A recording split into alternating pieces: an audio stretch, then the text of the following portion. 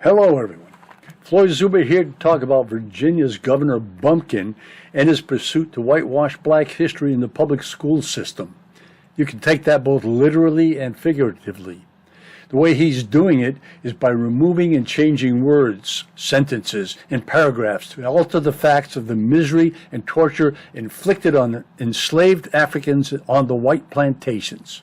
An article posted on June 25, 2024 by Dean Mirshahi from WRIC highlighted some of the glaring Bumpkin reinventions of how white folks mistreated and continue to mistreat black folks in Virginia. Things really haven't changed too much even since the end of slavery, have they? Why shouldn't kids know about it? When are they supposed to learn about it? When they're indoctrinated as adults so they can propagate racism through their own evil spawn? But before starting any word analysis, the question to ask is, why would Youngkin choose to accommodate racists and white supremacists? For some reason, white parents don't want their kids to know their racist heritage and think that the way to do it is by minimizing their own complicity in it. The thinking is that if they can make it appear more benign, then it would be acceptable. I guess that's why Bumpkin chose the words in his executive order that banned the use of inherently divisive concepts in K through 12 schools. Really? If MAGA parents paid any attention to how they behaved around their kids and talked about race, there would be nothing divisive. Kind of like homeschooling, you know. They just don't want to talk about their own contribution to racism. They don't want anyone else talking about that either. I guess that's sort of the whole point. Let's take a quick look at a few more gems that Bumpkin is trying to foist off on us. He wants to remove the term black joy. Why? Black joy was an attitude used to survive the insanity of being worked to death in the plantations. And here are some of the definitions attributed to black joy. It was resistance, rejecting the idea that violence, injustice, discrimination, prejudice, and domination over others are normal or acceptable. Resilience, that was finding positive nourishment within oneself and others and resting the body, mind, and spirit. And then there's reclamation. That was the uplifting of black culture and celebrating blackness. How about emotional celebration? And that was reframing the fetishization of black strength and resilience and boldly naming and denouncing systemic anti-black racism. Expression. It was unapologetically expressing African American culture and one's roots. And then there's freedom. And that was an unconfined expression of joy that is rooted in spirit and anchored by hope. So, what's wrong with any of that? And he wants to remove the words equity and implicit bias. Equity has to do with fairness. What the hell is wrong with that? Implicit bias is something people aren't always aware of. It seems that Bumpkin and MAGA racists aren't willing to concede that there are legitimate concepts that are natural and human rights that they choose to deny. And Bumpkin wants to remove the sentence, institutional racism remains. Goddamn right it remains. And the perfect example is Bumpkin trying to sweep it under the rug, just like he's doing with this. Racists and cockroaches don't like having the light shine on them. Did you know that? And then Bumpkin wants to remove the sentence, racism has shaped the public and private institutions in the United States. Well, racism has been doing that for centuries.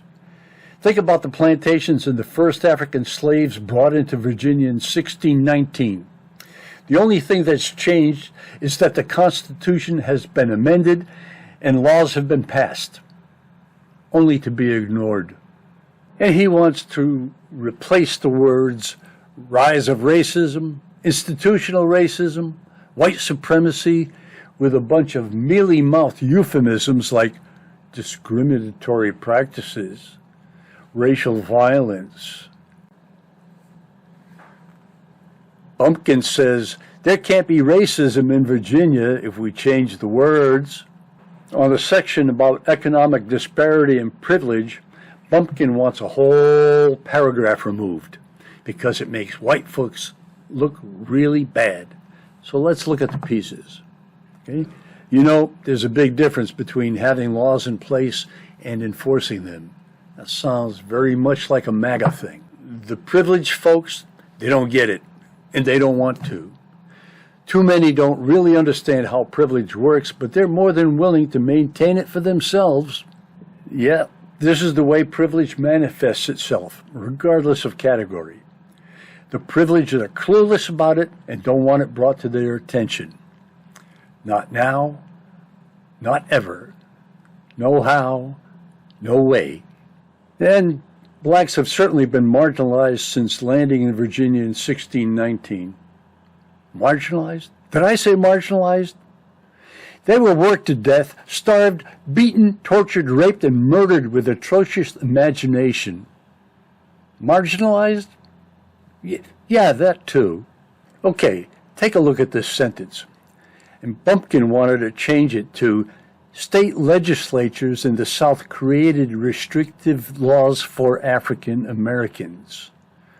And the question that I have is, does anyone think that there were African American legislators who participated in creating restrictive laws for African Americans? Got an answer for that? If black enslaved people didn't perform to the arbitrary demand of white owners and overseers, extreme punishment was handed out. So, for this long sentence, Bumpkin wants to change it to investigate and describe the eugenics movement and how the Commonwealth used it. So why not replace the words University of Virginia with the Commonwealth of Virginia? To this day, Virginia is still trying to control African Americans by using various forms of so-called legal manipulation. Loathsome Sears, are you listening and paying attention? Now here, Bumpkin wants to change white moderates to those moderates. Somehow, black moderates don't seem to have been as passive and complacent as white moderates. Black moderates continue to push for progress to freedom, but only with different strategies rather than taking to a wait-and-see attitude. How long do you really have to wait and see to realize how abusive the racial system was, and still is?